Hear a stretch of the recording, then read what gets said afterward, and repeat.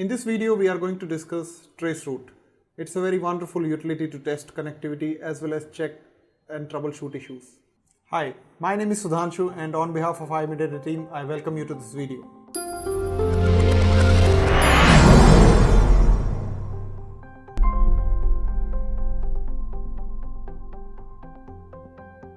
So let's talk about Traceroute.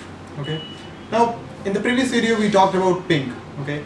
Traceroute is a little bit, related to it. Like sometimes, we want to check, if we are not having reachability of something, we want to check the path that our packet takes. Okay. Maybe we have a partial routing fine, as in maybe we are able to reach till a certain router, then there is no further route information because of which we are not able to reach the destination. Okay, so point is, like, when you want to check connectivity from source to destination, we can use ping. But suppose we are getting a request timeout, then what? So we can use Traceroute to check whether our connectivity is fine till a certain point in the network. Let's look at a little bit of a diagrammatic point of view. So when you look at this diagram, okay, I've taken the same example like the ping video. This is our source, okay, 1.0.0.11 and destination 3.0.0.11.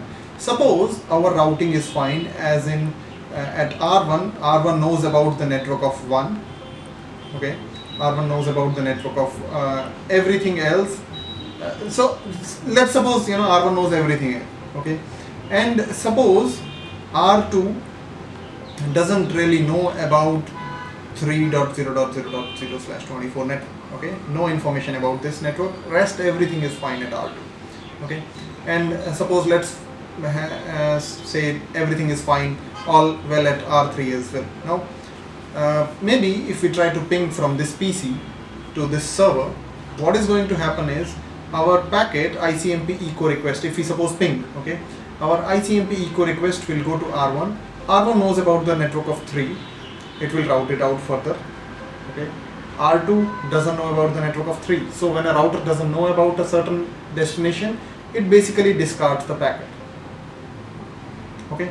Now because it is discarding, when you try to do this ping from PC to the server, we are going to get a request timeout. The ICMP echo request that we sent will be timed out because we never got a reply back. But the point is, here ping is not able to help us understand really that the problem was at R2. So to fix this, what we can do is, we can take up and try to do Traceroute, okay, and say Traceroute 3.0.0.11. Now in Traceroute, what this PC is going to do is, it's going to send an ICMP message or UDP, depends on the operating system implementation. Some people think it's only ICMP, not true. It can send a ICMP or a UDP, okay. So it sends a packet destined to 3.0.0.11 and source will be obviously 1.0.0.11. Now what happens here is, R1 connectivity is fine. What R1 will do is, it will reply back to PC saying, I 1.0.0.11, 1.0.0.1, I'm the first router in between this, when you go to this destination 3.0.0.11, and then similarly even R2 will reply back. So in the Traceroute response, it is going to see that, okay, the first router is the default gateway of its own LAN, 1.0.0.11. Similarly, a further list will be built, like 12.0.0.2. That means everything is fine till R2. Now after this, the Traceroute, we will not see any replies because R2 is not further routing the packet till the destination. This is where we can figure out and we can kind of conclude that, okay, the R2 doesn't really have maybe the route, or maybe there is something else, maybe there is an ACL, there is some issue, we need to check something at R2. This basically, in this way, Traceroute helps us in isolating the problem to one device. Like, you don't need to worry about R1 because we got a reply from R1.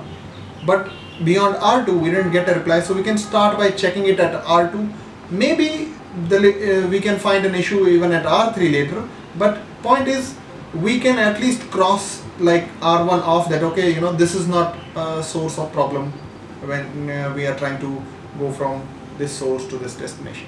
Okay, so Traceroute helps in this. Okay, I hope you got some basic idea about Traceroute. Thank you for watching.